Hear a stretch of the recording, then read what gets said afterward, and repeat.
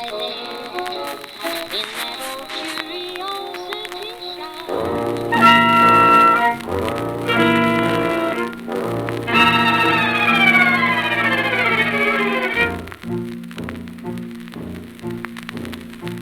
October 31, when the sun goes to rest, it's the night of Halloween when fun is at its best.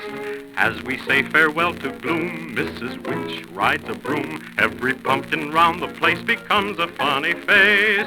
Dressed in white, the spirits howl, goblins prowl here and there. Off the shelves come tiny elves, better beware. Pretty jack-o'-lanterns glow everywhere that you go. There is fun for everyone, October 31. Fun! Fun! There is fun for everyone, October 31. Fun! Fun! There is fun for everyone, October 31.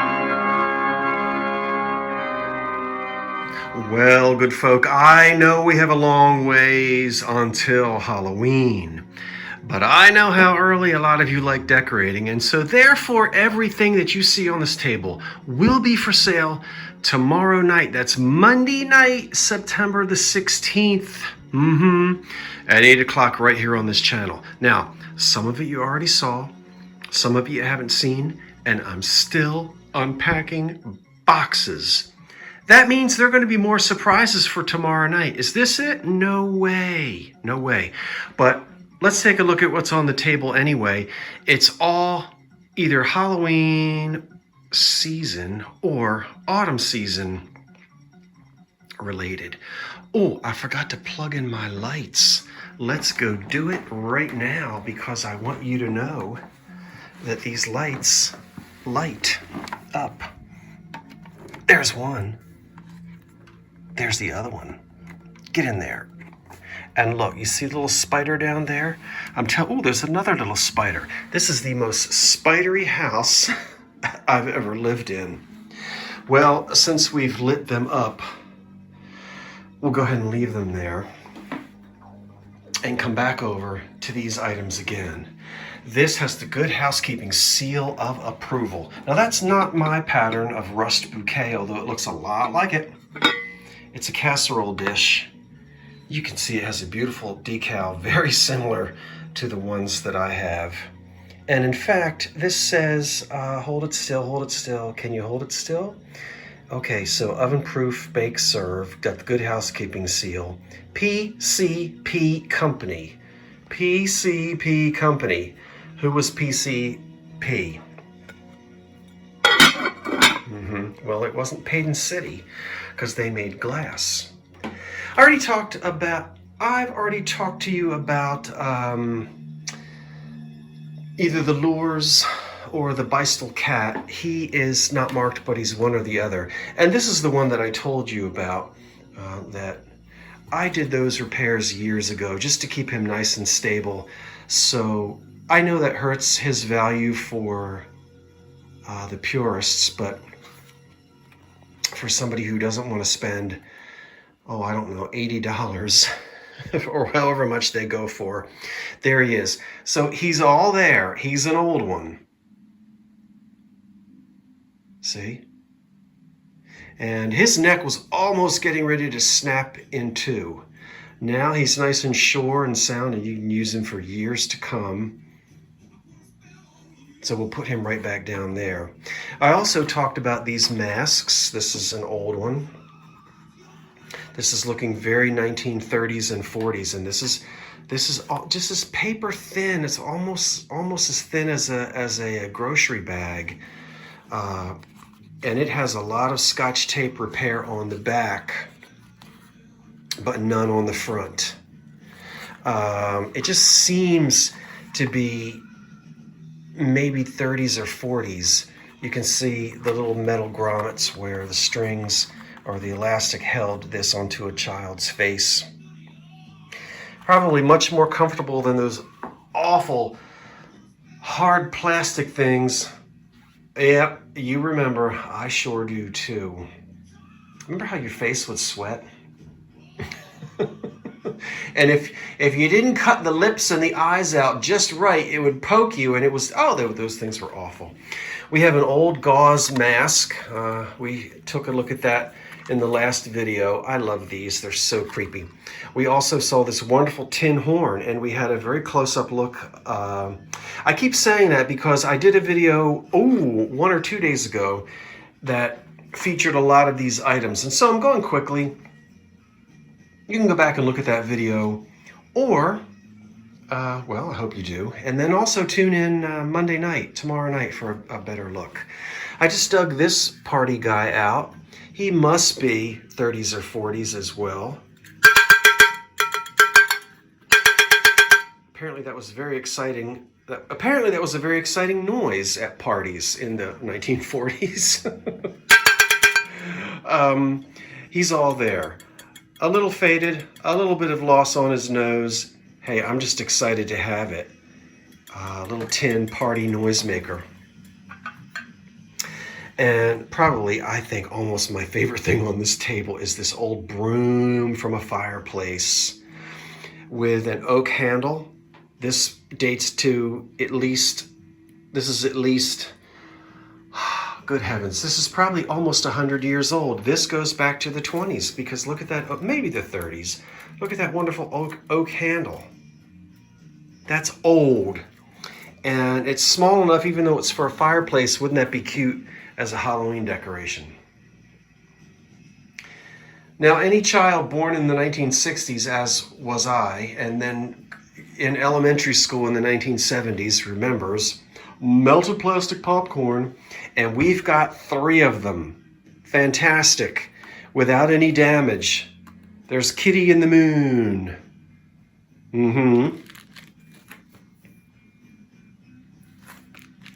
There's Pumpkinhead. Let's pull him out. Come here, Pumpkinhead. You're in good condition. See? And then we've got the witch back here, and she's on her broom. We won't disturb her. She's resting quietly right now. These are old. That's probably older than that. I don't have this permanently open. I will let you see. Look at that old cardboard and the old string. I love these old honeycomb decorations. I remember honeycomb decorations as a kid. Now this particular one, if we open it up, It's all there. I'm only opening it up so much so that you can see. But that's an old one. Okay, that's got to be, well, that might even hit the 1950s, 40s and 50s. And then we have a haystack here, which might not be quite as old, but you can still see from looking at it that it wasn't purchased yesterday. Yeah, okay. So I'm leaving them like that. I think this is great here, this particular one. The skeleton here is looking very sort of 1970s or maybe late 60s. Caution, not recommended for children under 3. Okay, I better try to focus my camera. Made in Hong Kong, that helps. And there's no barcode on it, as you can see. And it's been down in that bag, in that cellophane bag for a long time. And I don't know if he's got, sometimes if you put black lights on these, they'll glow. But look, he's never been used. No one has ever poked the little circle out of his head to insert a thread. So look at this tablecloth made out of crepe paper. And it is called a, let's see, 79 cents plus tax. Futura stylized design. There is a zip code next to Williamsport, Pennsylvania. So that zip code helps, but no barcode. One tablecloth covers, well, you can see there, 54 by 96. Would you actually use it? I would be afraid. Gosh, I don't know what I would do with it. I would hate to just leave it in that bag, but I certainly wouldn't want some child spilling apple cider on it. I think I might open it up. Not me, but if I were the winner, I'd have to do something with it. I mean, who wants to just leave it in that bag? It's so sweet. With the sort of 1960s looking cats. Well, you'd have to figure something out. Now over here, this, I'll just throw this in. It's a little table marker. Don't know how old that is. It does say Beistel on the back. So that doesn't look like a reproduction. I know this isn't. This is a bridge tally card. Look at the black cat. And if we turn it this way, we can see table number, couple number, and that is a Denison. See there? And I won't mess with it too much because the tail is, well, not loose, but it's been bent. You're going to have to maybe put a little, see right there? All right, right here. That's eventually going to break off if you keep fiddling with it. So somebody's going to want to be very careful with this or conserve it. Somehow put a little dot of something on there to keep that from falling off. But it's a bridge tally. It's one little bridge tally card with the black cat. And the lights, you know, they're not old. They're hard plastic. It's actually 2 strings. I thought they were fun. So there they are. Oop, back up. That's 1 string there. That's 1 string there. And then the other items we've already looked at. The 2 1920s, 30s candlesticks in the waxy green paint, which could be Lancaster or somebody else. The what year was he? 1988. Okay, that's the homemade ceramic pumpkin head. The wonderful Imperial center console bowl with 2 candlesticks. And look at that big Westmoreland compote back there. Yep, I've decided to sell it, and sell it I shall. That's a big, beautiful one of Westmoreland glass.